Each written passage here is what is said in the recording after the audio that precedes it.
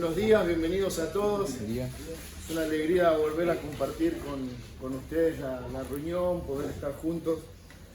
Si bien fue un breve tiempo el que no estuvimos, se los extrañó y extrañamos, alabar al Señor y poder honrar su nombre conforme la palabra nos manda. Hermoso himno el que cantamos y tiene mucho que ver con lo que vamos a considerar en esta mañana, en nuestra enseñanza que está ahí en el libro de Jonás, en el capítulo 4. Hace varios domingos que estuvimos considerando todo el libro de Jonás, desde el capítulo 1 fuimos avanzando progresivamente en la enseñanza. Vimos el capítulo 1 donde Jonás, como un profeta fugitivo, comienza a escapar de lo que Dios había determinado para él, de esa tarea que Dios le había encomendado, y se esconde en un barco, y ahí en el barco, como siempre sucede, nadie puede escapar de Dios. El Señor lo encuentra, es arrojado al mar por los marineros, pero dice la palabra que Dios había preparado un gran pez para Jonás. Luego el capítulo 2 lo que vemos es de qué manera Dios trata con él de manera muy personal, en un lugar muy particular, en el vientre del pez. Si bien conocemos la historia de la humanidad y ciertos hombres que han tenido una experiencia similar a Jonás, no tanto de 3 días y 3 noches como dice la palabra, pero sí habían sido o fueron tragados por un pez y luego los devolvieron.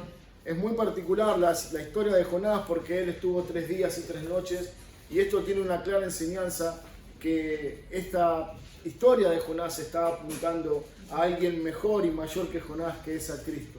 Es el Señor quien toma la misma historia de Jonás, dándole vericidad, diciendo esto es verídico, lo que pasó en la historia de Jonás, y así como Jonás estuvo en el vientre del pez, de la misma manera el Hijo del Hombre estará 3 días y 3 noches. Vimos en el capítulo 2 cómo Jonás entra en un estado de arrepentimiento, cómo reconoce su pecado, cómo busca a Dios, y cómo Dios de manera preciosa le da, conserva la vida y luego le hace devolver por el pez y lo pone ahí en el lugar donde Dios quería. Capítulo 3 veíamos de qué manera Jonás ahora, después de ese trato particular de Dios con él, Jonás ahora se dispone a obedecer a Dios, contrario a lo que veíamos en el capítulo 1, y entonces comienza a ir a la ciudad de Nínive y a proclamar el mensaje de juicio que Dios había determinado sobre ellos. Dios dijo que si ellos no se arrepentían, la ciudad sería destruida. Ese fue todo el mensaje de Jonás.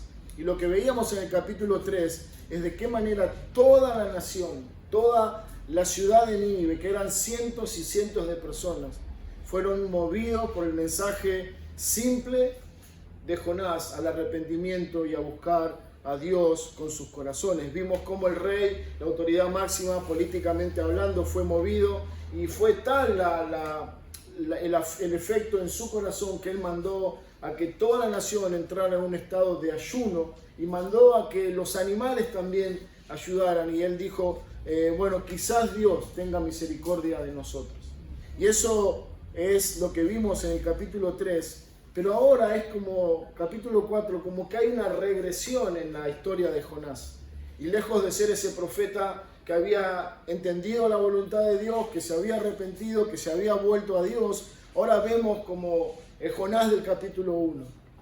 El Jonás del capítulo 1 es ese ser rebelde, obstinado, que se toma el atrevimiento de discutir los planes de Dios para su vida y para su creación. Entonces leemos ahí brevemente en el versículo 11 del capítulo 4, luego vamos a ir viendo todo el capítulo, pero a modo de introducción, el versículo 11 dice, está Dios hablando con Jonás y dice, no tendré yo piedad de Nínive, aquella gran ciudad donde no hay más de 120,000 personas que no saben discernir entre su mano derecha y su mano izquierda, y muchos animales.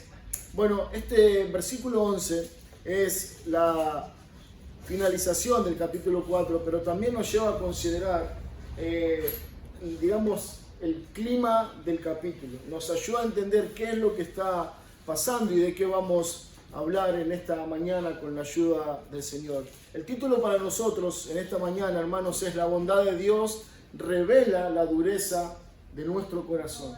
La bondad de Dios, el obrar misericordioso, compasivo, amoroso de Dios, muchas veces lejos de ser el motivo de nuestro gozo, es lo que saca a relucir nuestro corazón rebelde y orgulloso. Bueno, eso es lo que vamos a ver un poco en esta historia de Jonás. En el capítulo 4 vemos con claridad que el problema ya no es Nínive. El libro pareciera ser que está dedicado a contar una historia de una ciudad que era rebelde, que era incrédula y que se arrepintió. Pero vemos que no solamente el trato de Dios era hacia Nínive, el trato de Dios era hacia su siervo. Por eso lo puso en esa dirección, por eso le puso esa tarea, por eso lo mandó a él como un patriota acérrimo de la nación judía. Lo mandó a que fuera a predicar a una nación enemiga, una nación que él literalmente aborrecía. Bueno, sabemos, esta nación, los ninivitas, no era algo muy fácil de querer o muy amigables, eran personas sádicas, muy violentos, cometían todo tipo de delitos y mataban, por donde iban mataban para fijar un precedente de su poder y de su autoridad. Pero el capítulo 4 de Jonás nos revela el pecado de Jonás. No tanto la incredulidad de Nínive, que por lo que podemos entender en el capítulo 3, Dios lo llevó al arrepentimiento y a una salvación nacional. Lo que vamos a ver en este capítulo es cómo él se indigna por la justicia de Dios, cómo él entra en un estado de enojo, de malestar contra Dios. ¿Y por qué? Bueno, porque Dios está haciendo lo que siempre hace en su condición de Dios, que es salvar pecadores. Pero Jonás, lejos de gozarse, de alegrarse por esta maravilloso ejemplo de misericordia, de gracia, él entra en un estado de enojo. Por eso leíamos en el versículo 11 cómo Dios le dice a Jonás: ¿acaso no tengo yo el derecho de ser piadoso con una nación tan grande como Nínive? Bueno, es un cuestionamiento que Dios está haciendo, pero que también nosotros debemos hacernos. Bueno, el pasaje nos obliga a examinarnos con honestidad y preguntarnos si verdaderamente nos alegra y es nuestro gozo el ver personas que vienen a los pies de Cristo buscando salvación y arrepentimiento. Bueno, quiero en esta mañana que oremos una vez más para luego entrar de lleno a todo el capítulo y considerar la enseñanza para nosotros en esta mañana. Oremos. Señor Padre, gracias.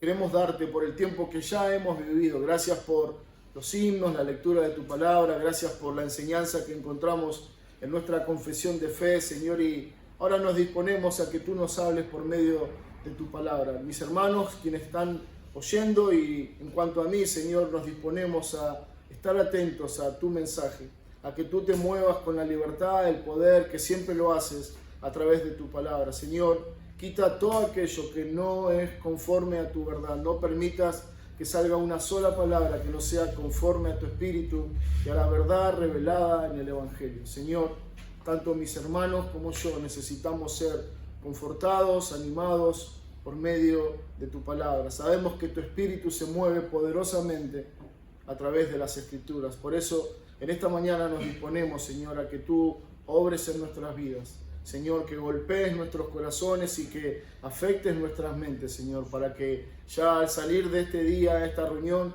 no volvamos como hemos llegado, Señor, sino que cada uno vuelva con una convicción de pecado, pero también con una certeza de que solo en Cristo tenemos esperanza. Padre, bendice tu palabra, bendice a tu iglesia, te lo pedimos en el nombre de Cristo.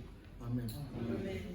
Muy bien, hermanos, el primer punto para nosotros en esta mañana es cuando la bondad de Dios nos molesta. Yo sé que esto suena rarísimo, suena completamente contradictorio al Evangelio y a nuestra fe, pero lo que vamos a ver en Jonás es cómo de una manera muy clara, muy evidente, Él nos permite ver que el ver la bondad de Dios en otros le causó enojo, malestar contra Dios. Bueno, luego de esa señal clara de arrepentimiento en la ciudad de Nínive, luego de ver esa convicción maravillosa a la que Dios llevó a todos los ciudadanos, esperaríamos que Jonás, lejos de enojarse, entrara en un estado de alegría, de felicidad, de gozo, y que él respondiera a Dios en su oración con alabanza, con gratitud por la gran obra que Dios había llevado adelante. Pero cuando leemos los versículos del 1 al 3, no encontramos nada de eso. Noten conmigo de ese versículo 1, pero Jonás se apesadumbró en extremo y se enojó.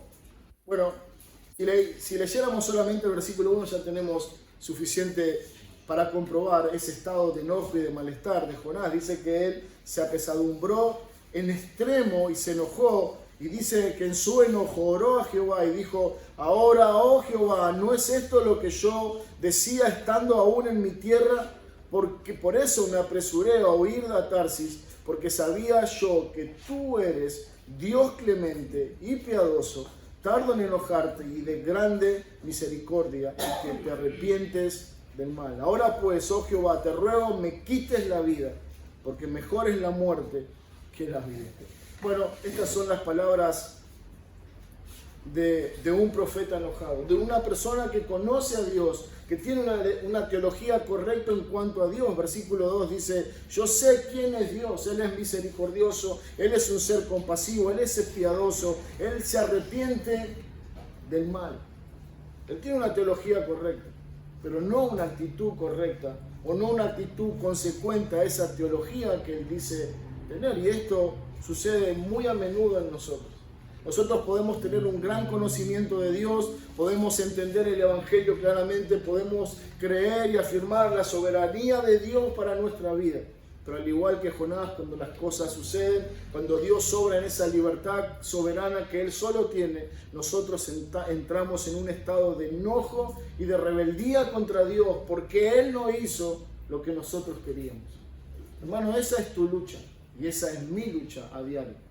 Una de las grandes luchas que tenemos cotidianamente es poder doblegar nuestra voluntad a la voluntad de Dios, lo que nos enseñaba Ale en esta mañana. Cuando oramos, no oramos para que Dios se mueva a nuestro pedido, sino que nosotros nos sometamos a su voluntad revelada en su palabra. Y eso es lo que está pasando con Jonás.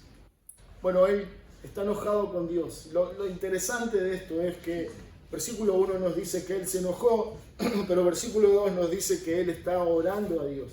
Está orando enojado a Dios, está acercando a Dios de una manera incorrecta, de una manera no propia de un hijo de Dios. Sin embargo, Jonás reacciona de una manera totalmente contraria a lo que podíamos esperar de un siervo de Dios. ¿Qué mayor gozo, qué mayor gratitud para un cristiano, para la iglesia de Cristo, de ver personas que vienen al arrepentimiento y a la fe en Cristo? Pero lejos de esa actitud, vemos en Jonás un enojo, un malestar, una actitud tan humana como incomprensible para con Dios. Aquello que debía producir gozo, alegría, le produce malestar. Hermano, dice Malaquías 1:6, el hijo honra al padre y el siervo a su señor. Dice Dios: y pues yo soy tu padre, ¿dónde está mi honra? Y dice: si yo soy el Señor, ¿dónde está mi temor? Bueno, lo que estamos viendo en esta actitud de Jonás es que si bien él había proclamado con fidelidad el mensaje de juicio, ahora resulta que él, como profeta de Dios, como un ser que conoce a Dios, se enoja contra Dios. Y conforme a lo que leemos en Malaquías, si Él es tu Dios, dice Jehová, ¿dónde está mi temor? Lo que vemos en Él es una actitud irreverente, una actitud de rebeldía contra Dios. Él sabe quién es Dios, pero no se acerca a Él como lo que conoce de Dios. Y esa es una actitud tan propia nuestra. Nosotros, no tengo ninguna duda de que cada uno de ustedes pueden darme una clara enseñanza de la teología bíblica de Dios, de quién es Dios, de cuál es su obrar, de qué es lo que Él espera, qué es lo que Él manda. Cada uno de ustedes tiene suficiente información para enseñar a otros correctamente de quién es Dios. Pero muchas veces, como Jonás, nos acercamos a Él de una manera incorrecta. No le tratamos como el Señor, no le tratamos como el Rey, no le tratamos como el dueño soberano de todas las cosas. Muchas veces Dios puede obrar o pretendemos que actúe de una manera distinta a lo que es. Vemos a Dios como alguien que depende de nosotros o que está pendiente para cumplir nuestras metas y nuestros propósitos humanos, terrenales, y no como el Señor soberano. Jonás se acerca a Dios de una manera incorrecta. Como dice Malaquías, es como un siervo, como un esclavo que se presenta ante su amo, su señor, aquel que tenía completa autoridad de él, y comienza ahí a argumentar y decir, bueno, mira, yo sé que vos sos mi amo, pero no estoy muy de acuerdo con tu actitud o con tu mandamiento. Dice Malaquías, yo soy tu Señor, verdaderamente yo soy el Señor. ¿Y quién de nosotros, qué hijo de Dios diría, no, Señor, tú no eres el que manda sobre mi vida? No, al contrario, cantamos eso, anhelamos eso y hablamos de que Él es nuestro Señor. Pero el problema no es lo que expresamos, el problema es lo que sucede en el corazón. Y lo que sucede en el corazón, como bien se dice, no lo podemos ver. Nadie puede ver el corazón de nadie, pero sí podemos ver actitudes que nos revelan lo que hay en el corazón. Hermano, yo necesito simplemente escuchar. Lo que nosotros tenemos que considerar es nuestras actitudes. Jonás está hablando y está teniendo una actitud contraria a lo que dice creer de Dios. Él dice, yo sé que tú eres el Señor, pero no lo está tratando como tal, no se está acercando a Él como ese Rey soberano de nuestras vidas.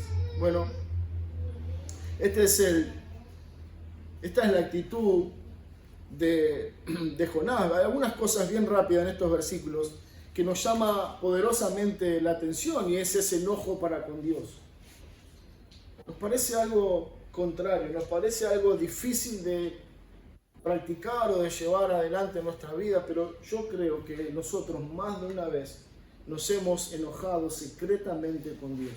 Hay un enojo, hay un reclamo, hay un rechazo, hay una demanda para con Dios, y quizás no como Jonás, por cosas menos importantes. Quizás porque no cumplió con una oración, quizás porque no fue consecuente a lo que yo entendí que él tenía que hacer para conmigo. Hay un montón de razones, pero el punto no está en las razones, sino en ese atrevimiento, en esa locura y en esa pretensión que el hombre tiene de enojarse con Dios. Bueno, la segunda sorpresa que encontramos es esa falta de afecto que él tiene hacia los perdidos.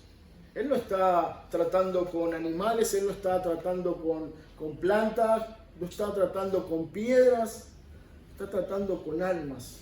Y no le importa en lo más absoluto que Dios haya tenido en su gracia la misericordia de salvar toda una nación para la gloria de su nombre. No le importa. Lo que Jonás nos muestra es un desprecio por la conversión de toda la nación ninivita. Bueno, este es el mismo pecado que encontramos en el Nuevo Testamento. Cuando el Señor estuvo presente en el Evangelio, dice que los escribas y los fariseos se enojaban con él porque él comía con borrachos y pecadores.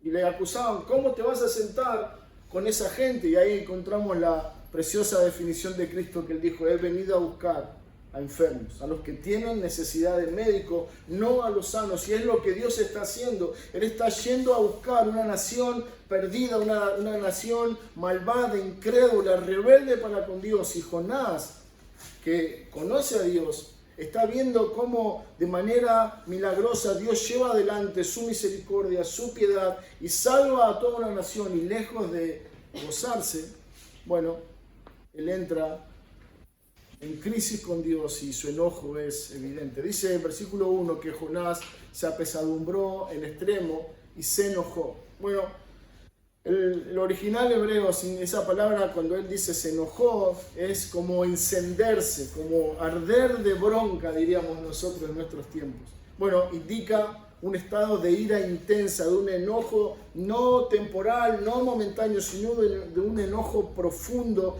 de un enojo que no hay otra manera de acercarse. Bueno, se encendió, experimentó un enojo profundo. Dice Proverbios, hablando acerca del enojo, Proverbios 14:17, dice, el que fácilmente se enoja hará locuras. Y lo que estamos viendo en la vida de Jonás es literalmente eso, una locura. Es una locura que un profeta de Dios, que alguien que ha sido llamado para hablar el nombre de Dios, ahora comience a tener una controversia, una disputa, un enojo contra aquel que ha determinado servirle. Bueno, el enojo conduce al hombre, nos conduce a proceder como alguien falto de sabiduría, y es lo que está pasando en Jonás. Ese enojo no lo deja pensar con claridad, ese enojo no le deja entender la situación, no le permite discernir la voluntad de Dios, y entonces comienza a actuar de una manera contraria a alguien que conoce a Dios. La ira en el corazón del hombre revela lo que hay en ese corazón. Hermano, nuestra ira lo que hace es derribar todos los filtros, derribar todas las barreras de protección que nosotros mismos ponemos para que la gente no conozca lo que verdaderamente somos. Cuando yo entro en enojo, todas esas barreras cayeron y estoy dispuesto a hacer cualquier locura. Bueno, Proverbios dice, el que fácil se enoja hará locuras. Y eso es lo que sucede, y eso es lo que estaba pasando con Jonás. Pensando en esto, dice Proverbios 25-28, como ciudad derribada y sin muro es el hombre cuyo espíritu no tiene riendas. Dice, bueno, aquel que se enoja, como se está enojando Jonás, aquel que se enoja, como leíamos antes, hará locuras. Bueno, es como una ciudad derribada. Y cuando nosotros leemos este pasaje, tenemos que leerlo en el contexto de aquella época donde las ciudades y sus muros eran algo fundamental, bueno, para una vida tranquila dentro de la ciudad, para protección, pero también para no permitir lo que había en la ciudad como un tesoro o como algo que alguien quisiera conquistar. Pero dice, cuando el enojo sucede, esos muros, se cayeron, y ahora todo el que está afuera, que no pertenece a la ciudad, ve todo lo que hay ahí adentro. El enojo revela nuestro corazón.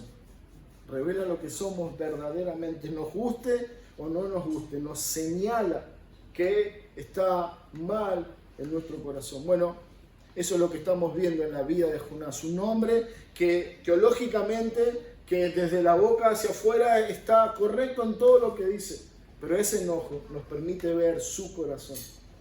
Y el enojo, hermanos, en nuestras vidas, lamentablemente, muy a nuestro pesar, también nos indica nuestro pecado, nuestra rebeldía y nuestra falta de conocimiento de Dios.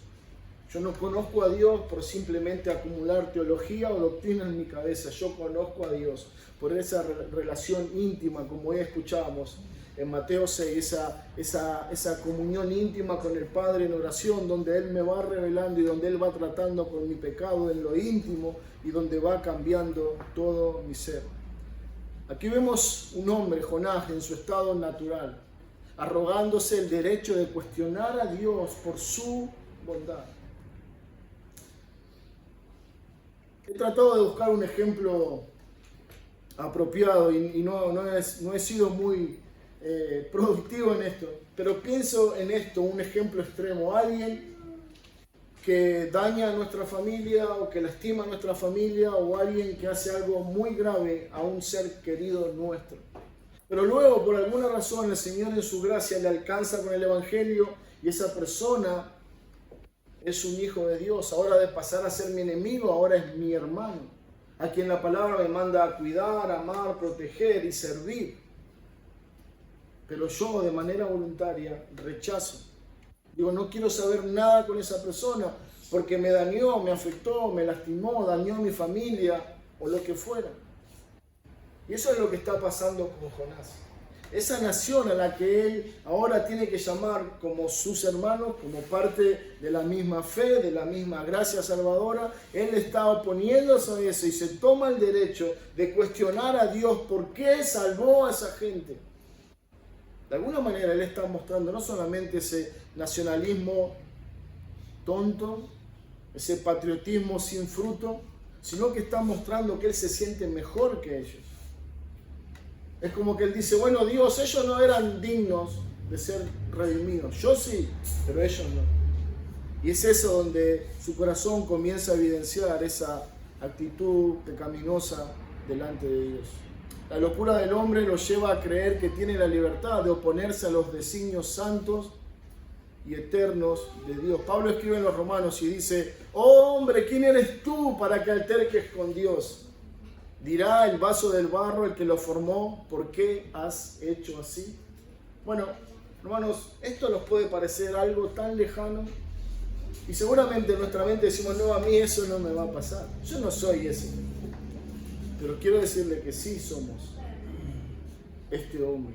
Altercamos con Dios todo el tiempo. Cuando el enojo viene, cuando el disgusto viene a nuestro corazón, es una señal que estamos enojados con lo que Dios determinó para tu vida, sea una enfermedad, una necesidad, un accidente, lo que fuera. Dice Job dice: recibiremos solamente el bien de Dios y no el mal. Ambas cosas, lo bueno y lo malo, proceden de la misma mano misericordiosa de Dios. Pero cuando nos sucede algo malo, al igual que Jonás, nos enojamos con él.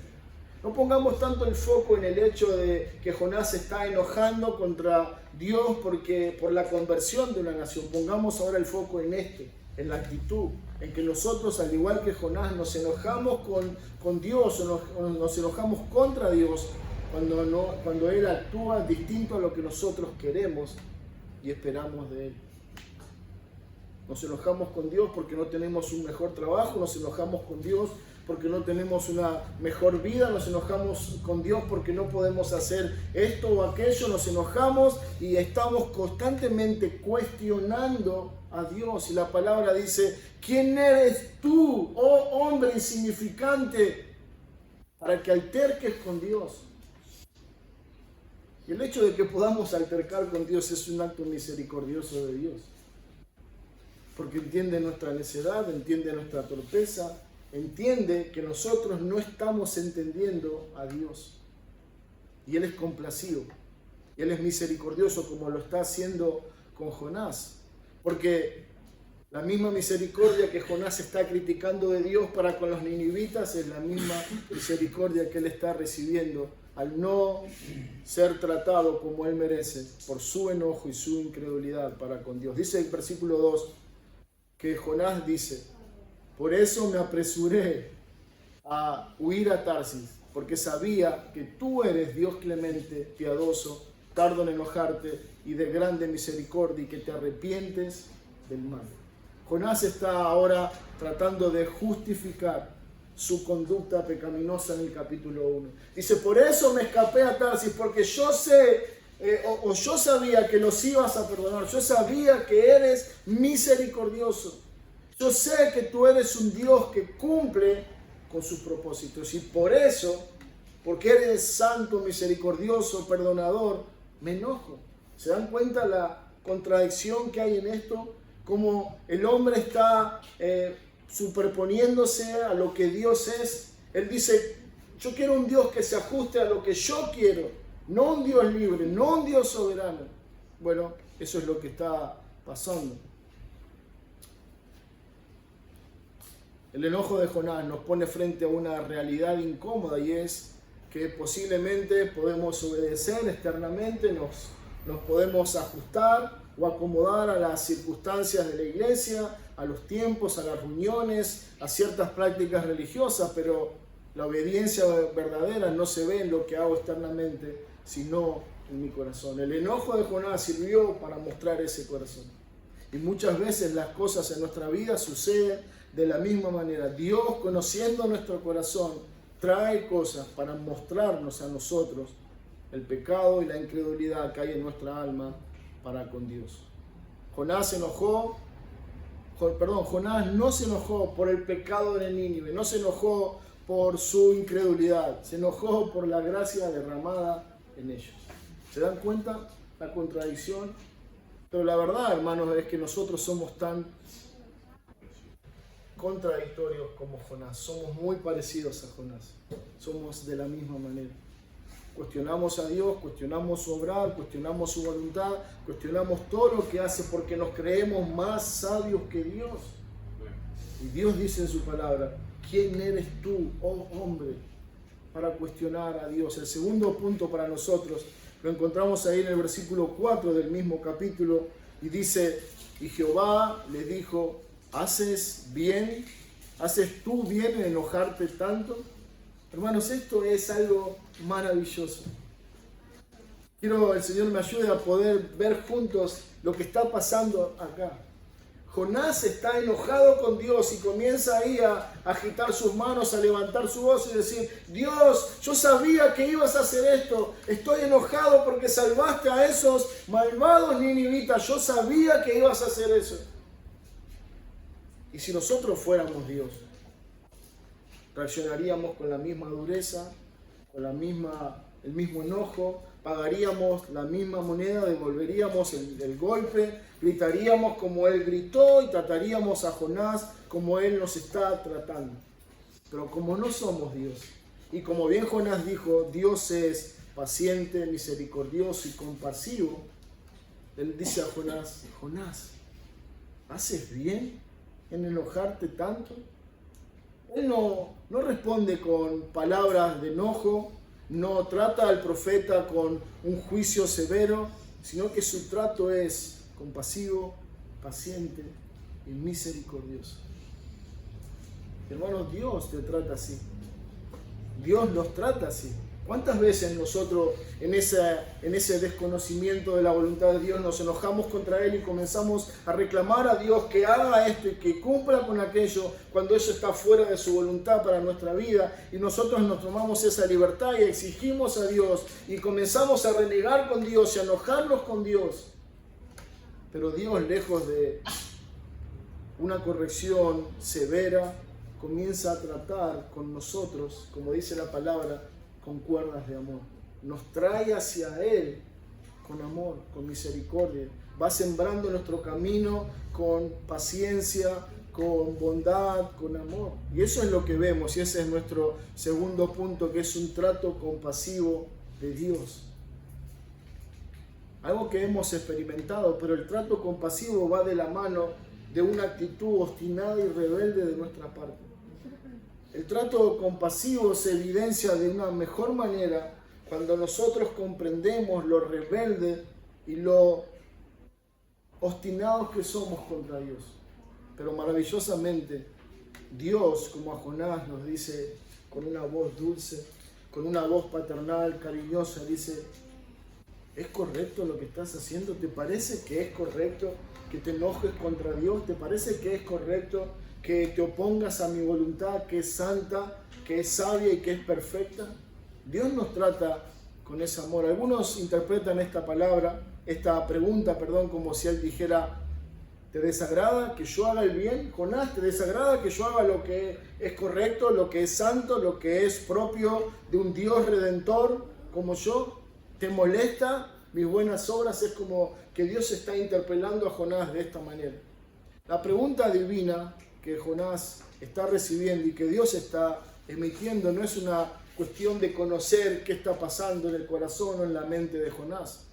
La pregunta divina no busca información, sino confrontar la conciencia del profeta y revelar la incoherencia de su enojo.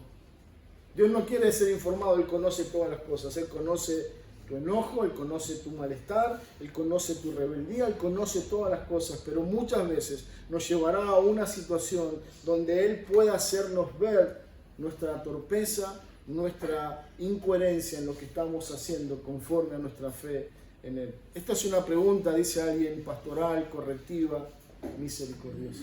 Yo soy el buen pastor. Y así procede con nosotros. Nos trata con amor, nos trata con dulzura y nos lleva una y otra vez al arrepentimiento. Dios no responde al enojo de Jonás con más enojo, ni con más dureza, sino que Él lo trata con amor. Y eso lo vemos en esta pregunta. ¿Haces bien en enojarte tanto? Es como un padre que está tratando con su hijo ahí, que está enojado, que está haciendo berrinches, que no entiende palabra. Y lejos de castigarlo o de corregirlo, le dice: hijo, no es correcto lo que estás haciendo, no es propio de alguien que conoce a Dios. Considera, medita en tus caminos, pensá en esta actitud. Dice Romanos 12:17. Pablo dice: no paguéis a nadie mal por mal. Bueno, al principio no es solamente algo que Pablo expresa, es algo que él aprendió. es alguien que él vivió de esta manera, pero es alguien que recibió esta instrucción de parte de Dios. Y ahora lo que estamos viendo es cómo Dios está llevando de manera práctica este principio. Dios no le está dando a Jonás lo que él merece. Él procede mal con Dios, Dios debería con justicia corregir esa obstinación, pero Dios no da mal por mal, sino que lo corrige con amor, con compasión, con misericordia. Dios podía haber usado o tomado literalmente las palabras de Jonás. Jonás dice en el versículo 3, prefiero la muerte que la vida. Quiero morirme por lo que está pasando. Dios podía hacer uso de su poder y decir, bueno, Jonás, hasta acá llegaste. Pero no es así. Le da vida, lo corrige y trata con su siervo. No lo aplasta en un juicio severo, ni lo interpela con palabras duras, sino que lo invita a meditar y considerar su actitud. La actitud de Dios es muy similar a la que encontramos en Lucas 15. Quiero que me acompañen hasta ahí, por favor. El Evangelio de Lucas, capítulo 15, versículo 27, la historia del hijo pródigo. Pero no tanto la historia del hijo pródigo, sino la historia del hermano mayor. Todos conocemos esta historia. El hijo pródigo pidió su herencia y esto representaba una gran ofensa porque solamente la herencia se daba a alguien cuando su padre había muerto, pero él considera a su padre como alguien que murió y le dice, dame mi herencia, y el padre le da su parte. El hijo se va y gasta o malgasta todo ese dinero y vuelve al padre, ya no como un hijo, sino que quiere que lo trate como uno de sus empleados, como uno de sus jornaleros, más Dios, más el Padre, como una figura de Dios, lo trata misericordiosamente. Pero luego que esto pasa, el hijo va llegando a la casa y al ver todo ese festejo, toda esa celebración, le dice a uno de los criados, ¿qué está pasando en nuestra casa? Y dice el versículo 27, él le dijo, tu hermano ha venido y tu padre ha hecho matar el becerro gordo por haberle recibido bueno y sano. Entonces se enojó y no quería entrar. Salió por tanto su padre y le rogaba que entrase. Versículo 30 dice, pero cuando vino tu hijo, que ha consumido tus bienes con rameras, has hecho matar para él el becerro gordo. Él entonces le dijo, hijo, tú siempre estás conmigo y todas mis cosas son tuyas, mas era necesario hacer fiesta y regocijarnos porque tu hermano era muerto y ha revivido. Se había perdido y es hallado. Pero si seguimos la historia entendemos que este hermano nunca aceptó esa determinación misericordiosa del Padre. ¿No es muy parecido a Jonás? Es una actitud similar. La del hermano mayor representa a Jonás y la de actitud del Padre nos muestra claramente cómo Dios está obrando con Jonás. Aquellos hermanos menores, aquellos hijos pródigos que no conocían a Dios y que vivían una vida sin Dios, por obra de Dios ellos vienen al conocimiento de la verdad y Dios los salva. Pero ahora Jonás, como el hermano mayor, comienza a enojarse con Dios y le dice, ¿por qué lo salvaste? ¿Por qué le entregaste el becerro gordo y haces celebración por ellos? Bueno, ese es el cuestionamiento de Dios. La actitud del Padre nos recuerda el corazón paciente y compasivo de Dios. Es el carácter que Dios está mostrando. Dios nos revela en la actitud del hijo pródigo como en la historia de Jonás su carácter perdonador. Y hermano, esto es algo que nunca podemos olvidar. Dios es un Dios, como dice Jonás, compasivo, misericordioso y perdonador. Dice el Salmo 86:5, porque tú, Señor, eres bueno y perdonador. Tú eres bueno, pero también eres perdonador y grande en misericordia para con todos los que te invocan. Jonás debería saber esto. Él sabía y es lo que está afirmando. Él debería ahora recordar eso. Esto es lo que Dios hace. Es un Dios que perdona, es un Dios que salva, es un Dios que expresa su misericordia para con los hombres todo el tiempo. No hay una sola persona en esta tierra que pueda negar esta verdad escritural que todos nosotros creemos. Todos los hombres han experimentado de alguna manera que Dios es bueno, que Dios es perdonador y que Él es misericordioso. Lo que todos los hombres merecen, lo que todos nosotros merecemos es ser consumidos por la ira de Dios a causa de nuestra maldad y de nuestro pecado. Pero Dios es paciente con los hombres. Está llevando adelante esta verdad preciosa de que Él es bueno, de que Él es paciente y de que Él es perdonador. Y quizás nosotros nos encontramos en esta mañana frente a la realidad de que nuestra vida es muy semejante a la de Jonás, que vivimos lidiando con la voluntad de Dios, que vivimos luchando con lo que Él determina para nuestra vida. Entonces quiero decirte, amado hermano, recuerda esto: Dios es bueno. Vuélvete a Él. No importa cuánto te has enojado, no importa cuánto te has rebelado, no importa cuánto te has ido de la voluntad de Dios. Él es bueno. Y no solamente es alguien bondadoso, es alguien que está dispuesto a perdonar grandes ofensas contra su nombre. Su misericordia es infinita, su misericordia nunca falla. Dice Éxodo 34:6, fuerte, misericordioso y piadoso, tardo para la ira y grande en misericordia y verdad. Esto es lo que Jonás está citando en los primeros versículos que leíamos.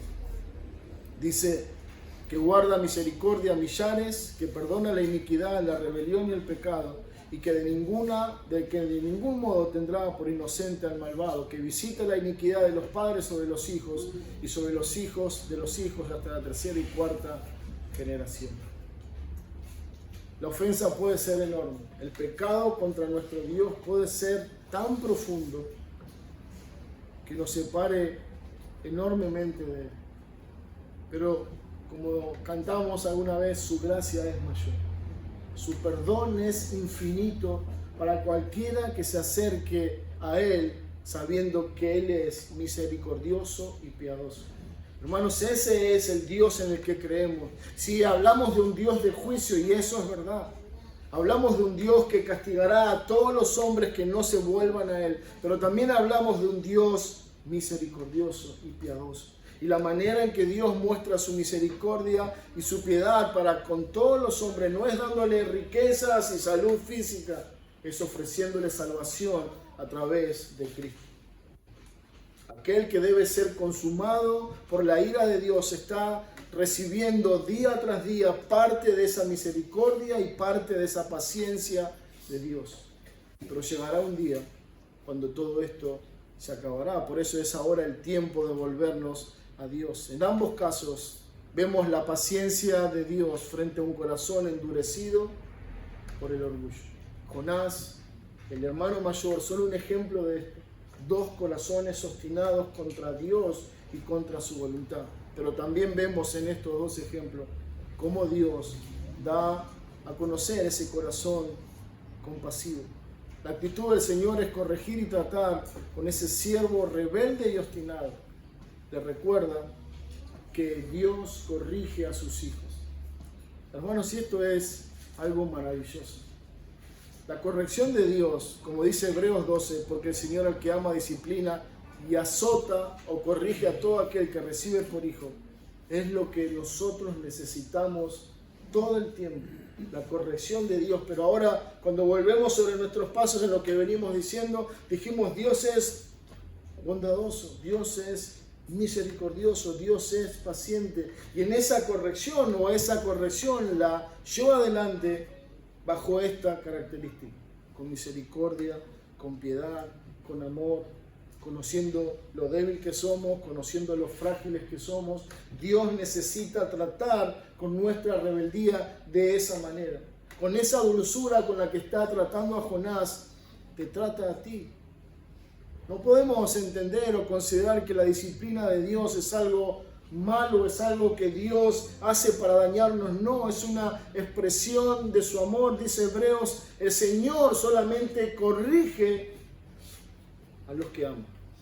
Los ama tanto, los aprecia tanto, que va a llevar adelante esa corrección. Y eso es lo que está sucediendo en la vida de Jonás. Dijo Dios a Jonás: haces bien de enojarte tanto. Bueno, Dios está tratando con su siervo de una manera muy, muy especial, muy dulce. No hay sarcasmo, no hay dureza, no hay cuestionamiento, sino una pregunta llena de misericordia. Y Dios te pregunta en esta mañana: ¿qué mal te he hecho? Tanto te he ofendido que no estás dispuesto a vivir para mí, para mi gloria, en obedecer mi voluntad. Tanto mal te he hecho, haces bien en esta actitud, haces bien en enojarte. Tanto, dice Gálatas 6:1, que si alguno fuere sorprendido en alguna falta, vosotros que sois espirituales, restaurarle con espíritu de mansedumbre. Y esa es la actitud que Dios está teniendo con Jonás. Se desvió, está evidenciando su pecado, su falta, pero Dios lo está tratando para restaurarle y su trato con él es misericordioso, lleno de mansedumbre. Dios nos enseña que esta es la manera en que nosotros debemos tratarnos cuando nos desviamos o cuando caemos en algún pecado en particular, con espíritu de mansedumbre. Podríamos decir, así como Dios trata a Jonás, deberíamos tratar a aquel hermano, aquella hermana que se desvía o que está procediendo contrario al Evangelio. La compasión de Dios queda ampliamente manifestada en su trato con Jonás. Dios estaba muy interesado en la salvación de Nínive, pero también estaba muy interesado en ese trato paciente y misericordioso con su siervo rebelde. Quizás nosotros nos sentimos sumamente identificados con Jonás y decimos, sí, soy como Jonás.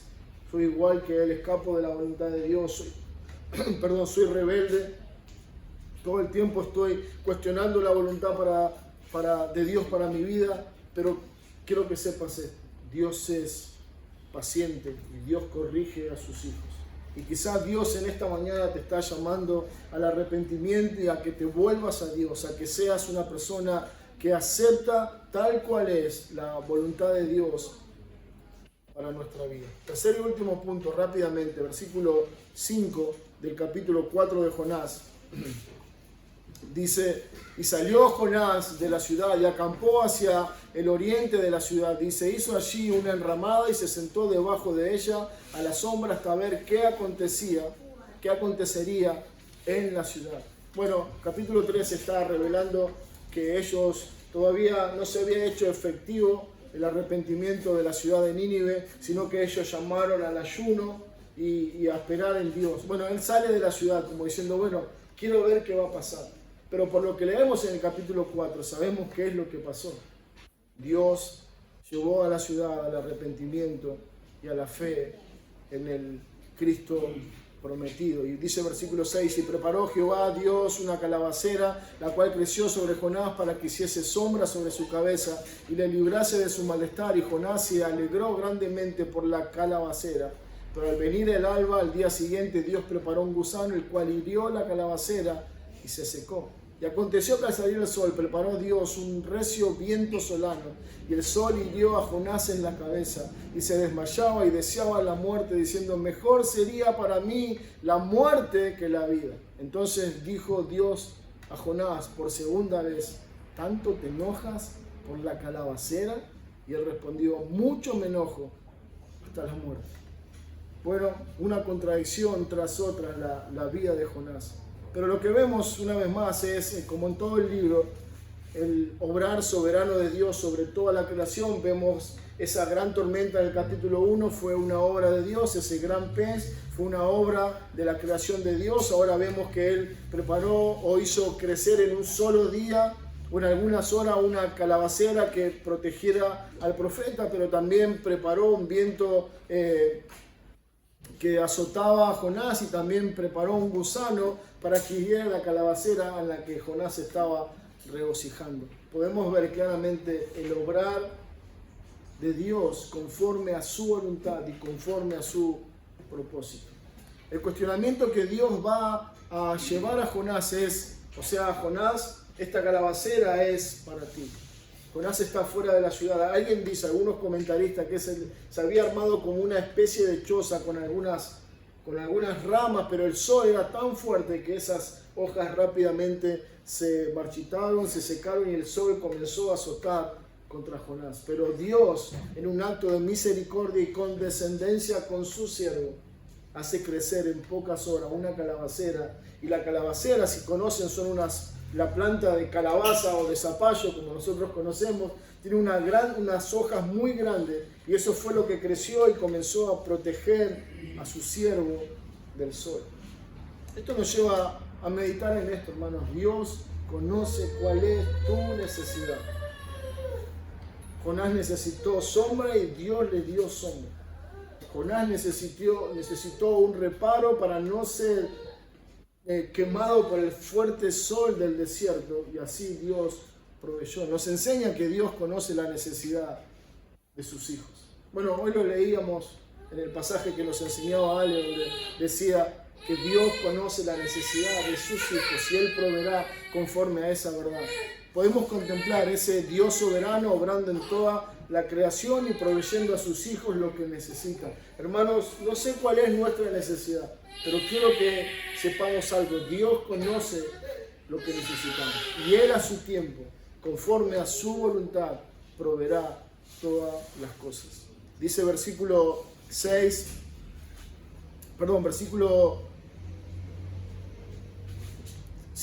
y preparó Jehová Dios una calabacera, la cual creció sobre Jonás, para que hiciese sombra sobre su cabeza y lo librase del malestar. Bueno, parece un dato menor, parece un simple relato de una triste calabacera. Pero hermano, es mucho más que eso. Es el acto compasivo y tierno de un Dios misericordioso, tratando no con el mejor de sus siervos, no con el más encumbrado de sus hijos, está tratando con un siervo rebelde.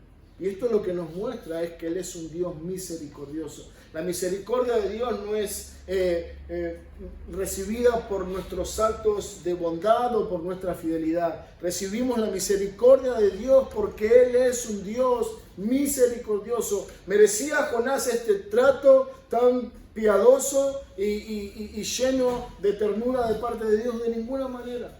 No lo merece. Pero a Dios no le importa lo que Él merece. Dios está obrando conforme a su carácter santo y misericordioso. Y de la misma manera nosotros no merecemos nada de las cientos y cientos bendiciones que Dios nos da en su misericordia. No lo merezco y no las gano. Él me las da de pura gracia para la gloria de su nombre. Dios había preparado esta calabacera para expresar su cuidado, su misericordia para con Dios, pero noten lo que está pasando. Dice: Jonás se alegró grandemente por la calabacera. Estaba enojado con Dios, estaba ahí en rebeldía con Dios por lo que Dios está haciendo, pero ahora Dios hace crecer una calabacera y todo en la vida de Jonás cambió. Aquel que quería morir ahora estaba lleno de alegría. La palabra es literalmente: se llenó de gozo. Se alegró grandemente por la calabacera. Bueno, es un contraste irónico en lo que está pasando de Jonás. Se alegra no por cientos y cientos de personas que vienen al arrepentimiento, sino que su gozo está en que ahora tiene un lugar donde refugiarse. ¿Se dan cuenta la contradicción que hay en esto? Pero es muchas veces nuestra contradicción. Muchas veces nosotros preferimos lo pasajero, lo efímero de este mundo por la gloria eterna de nuestro Dios Santo.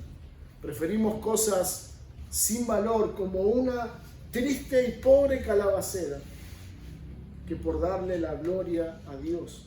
Eso es lo que está pasando. Jonás se celebra más que Dios le haya dado una calabacera, que Él haya salvado a cientos y cientos de personas. La intención del Señor es llevarnos a la reflexión, llevarnos a considerar cuál es el objeto de tu gozo. Bueno, Jonás se alegró por la calabacera, pero en cuanto a esa calabacera se marchitó, su gozo se perdió. Cuando nuestro gozo está puesto en cosas terrenales, pasajeras, nuestro gozo es dependiente de algo que no permanece. Pero cuando tu gozo está en Dios, que es un ser eterno, que es un ser que no cambia, tu gozo jamás dejará de ser una realidad en tu vida. Hermano, la pregunta que nosotros debemos hacernos como Jonás es: ¿cuál es tu calabacera?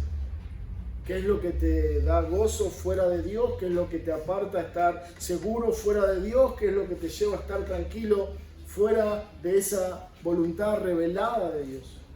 Para Jonás era una calabacera. Para nosotros, ¿qué es? Tu salud, tu bienestar. Cada uno tiene que evaluar su corazón, pero eso es una realidad que muchas veces vivimos. El deleite pasajero del pecado, la seguridad temporal que nos puede brindar este mundo, puede ser una calabacera, puede ser algo que me da mayor gozo, mayor tranquilidad, que me da mayor seguridad que Dios mismo. Pero por eso Dios ahora va a tratar con Jonás de una manera muy particular. Dice que al venir el alba, al día siguiente, versículo 7, Dios preparó un gusano, el cual hirió a la calabacera y se secó. Hermano, nuestra vida es como una calabacera. Nuestra vida es tan efímera que la palabra de Dios la considera como una hierba que crece en el día y que mañana ya no está. Bueno, el Salmo lo presenta así, ¿no? Como algo pasajero, como algo que rápidamente se seca y deja de existir. Y esto nos tiene que llevar a considerar. Consideremos la figura de Dios como el dador de la calabacera. Dios te ha dado vida. Él te da vida, Él la sostiene y Él en algún momento preparará un gusano para quitarte esa vida. Hermanos, todos vamos hacia ese lugar. Todos vamos hacia esa finalización de nuestra vida.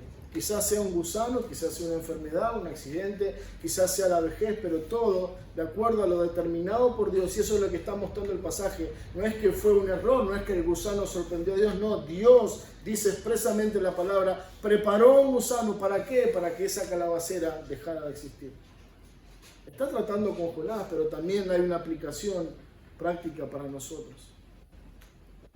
Qué bueno sería pensar que nuestra vida es como una simple calabacera. Hoy estamos, mañana dejamos de existir. Y eso no es algo que escapa del control soberano de Dios. Nosotros hemos experimentado eso hace poquitos días con la partida de nuestra hermana Laura. Somos eso, hermano. Dice la palabra de Dios en Eclesiastés 7 que el que ve eso, el que ve la muerte, el que va a la casa de donde hay muerte o donde alguien falleció, dice, lo tomará y lo pondrá en su corazón, porque eso es el hombre, efímeros, pasajeros. Pero el punto está en qué invierto mi vida, a qué entrego mi vida, a placeres temporales y pasajeros de esta tierra o a vivir permanentemente, diariamente, con todas las limitaciones y con todas las dificultades para la gloria de Dios. Dios preparó un gusano para destruir la calabacera, el Dios que dio, el Dios que quitó. Y Jonás, lejos de bendecir a Dios, se enoja contra Dios. La calabacera se marchitó luego de brotar. Nuestras comodidades brotan como flores. Hoy podemos tener un buen pasar y estar seguros de eso y planear y decir, bueno, voy a hacer esto, voy a agrandar mis graneros, voy a hacer esto, voy a comprar, voy a vender. Y Dios tiene preparado el gusano que nos dice, necio, esta noche vienen a buscar tu alma y todo lo que has invertido, todo lo que has conseguido, ¿para quién será? Oh, hermanos, no hay mayor seguridad que vivir para la gloria de Dios, invertir nuestra pasajera vida en ese fin eterno que es la gloria de Dios y la extensión de su reino. Dice el Salmo 48, el hacer tu voluntad, Dios mío, me ha agradado. Esa es, o debería ser, nuestro gozo, nuestra alegría. Oh Dios, tu voluntad es lo que me da gozo, tu voluntad es lo que me da satisfacción, tu voluntad es lo que me mantiene vivo, el hacer tu voluntad, el vivir tu voluntad es lo que me hace feliz. Jonás era feliz por una triste calabacera. Y quizás nosotros, al igual que Jonás, corremos tras esa pasajera y efímera esperanza que pronto se secará. Y nos hemos perdido la gloriosa oportunidad de servir a Dios, de honrar su nombre en esta tierra. Hace algunos días compartía en el grupo que tenemos como iglesia ese pasaje que dice en Apocalipsis que los que servían al Cordero le seguían a todos lados. Bueno, no es así, estoy parafraseando, pero entendemos el concepto. La idea es, no hay mayor beneficio para tu alma, para tu vida, para tu familia, que servir a Dios.